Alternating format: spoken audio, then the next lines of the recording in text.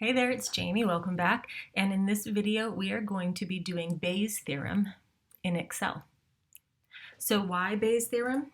We need Bayes' theorem because in many places in life where we're trying to make a decision based on probabilities, sometimes new information can come up that can alter the way we need to think about probabilities. So to make this more clear, I'll give you an example. So let's assume that we're in charge of marketing for an online running shoe and apparel website. And we're trying to create a pop-up advertisement that is gender specific. We want females arriving to our site to see a female specific pop-up and males arriving to our site to see a male specific pop-up. So we know a little bit of information. We know that 40% of the visitors to our site are female. That gives a probability of 0.4. And we also know that 60% of the visitors to our website are male, giving us a probability of 0.6. Taken on the surface, this would indicate that we'd have better luck if we were just playing the odds to show an advertisement that was male specific. But that's not the end of the story. We're going to call these our prior probabilities. These are the probabilities that we were working on before we got the rest of the story, right? So now we're being given a new piece of information. Let's assume that we learn that 30% of our female visitors previously visited one of our competitors' sites called Let's Run. And we also know that 10% of the male visitors to our site previously visited that website. So if we can tell if a new visitor had just come from our competitor's website, does that change the probabilities that a given visitor is female?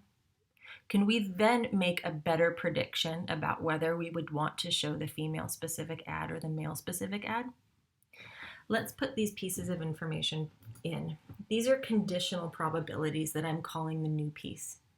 This new piece is the probability that someone went to our competitor site, Let's Run, given that they're female. And we know that 30% of our female visitors just went to Let's Run. So that gives us a probability of 0.3.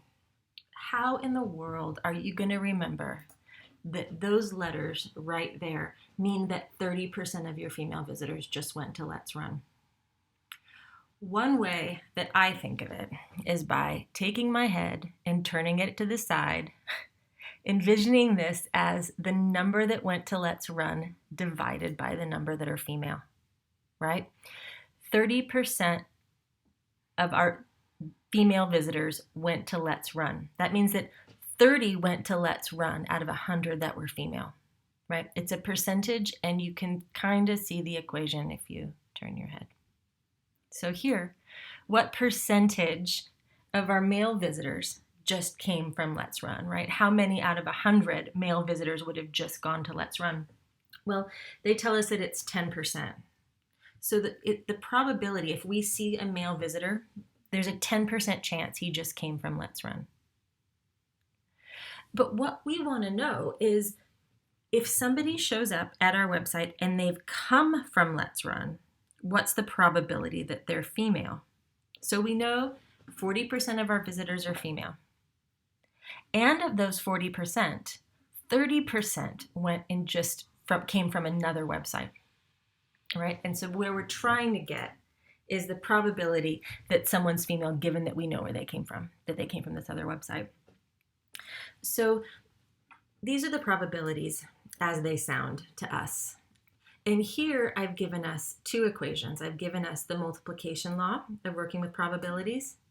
And in the second text box, I've given you Bayes' theorem, a whole lot of letters for an equation. But hopefully I'm going to show you how to break it down. The first thing I want to do is turn these probabilities into these terms, right? How do I connect this to what's in this equation? So our prior probabilities, the probability that a visitor is female, right, and the probability that they're male, these are called our prior probabilities because they're the first things we knew. These are two states. One is either female or male in this example, ignoring anybody who's non-binary. I apologize. I didn't make up this example. We've got male and female visitors to this website. These are two possible states. And here in this equation, we're calling these A1 and A2. So I'm going to translate this down below into making this table. I'm going to call being female A1 and I'm going to call being male A2.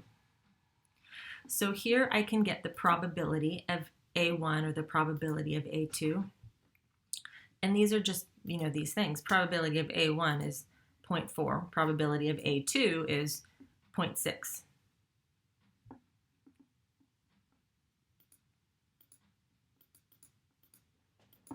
Excuse me, there, I didn't mean to zoom in.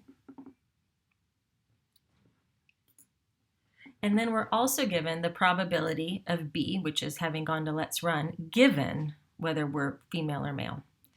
So here, 0.3, here, 0.1. All right, so if we take a look at this equation, we can see that in the numerator, we're looking for the probability of being female having gone to let's run. We can see that we already have in these tables everything for the numerator. And it turns out we have everything from the denominator. Looking at the numerator and referring back to the multiplication law, we can see that what's in the numerator, the probability of being female multiplied by the probability that a given female has gone to let's run, is the same thing as the probability that a given person who shows up to our website is both female and has gone to let's run. I made a column here and I'm going to enter that. I'm going to create that formula and I hope it maybe makes it make a little bit more sense. So if we know that 40% of our visitors are female, and of those 40%, 30% just went to let's run, then we can say that 40% of 30%, 12% of the visitors to our website will have been females who just went to let's run. There's a 0.12 probability that someone who shows up on our website is both female and went to let's run. That's the joint probability of those two things occurring.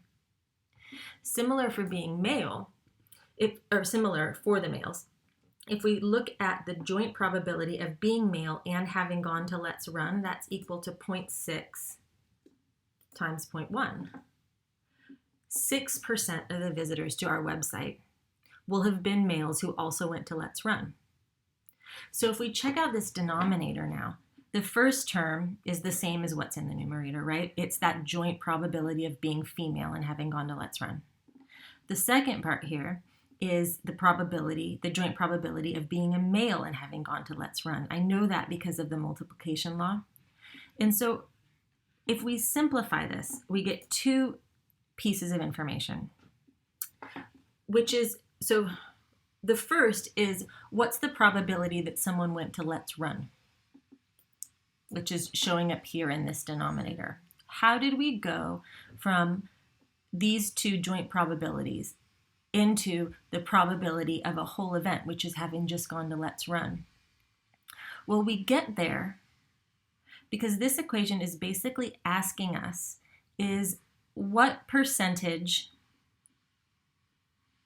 of the people who have been to let's run are also female, right? So in this denominator is all of the people who went to let's run. All of the people who went to let's run, the probability of having gone to let's run. So what you have to do to get there is to figure out the probability that someone went to let's run is you have to add the probability that those people were female to the probability that those people were male.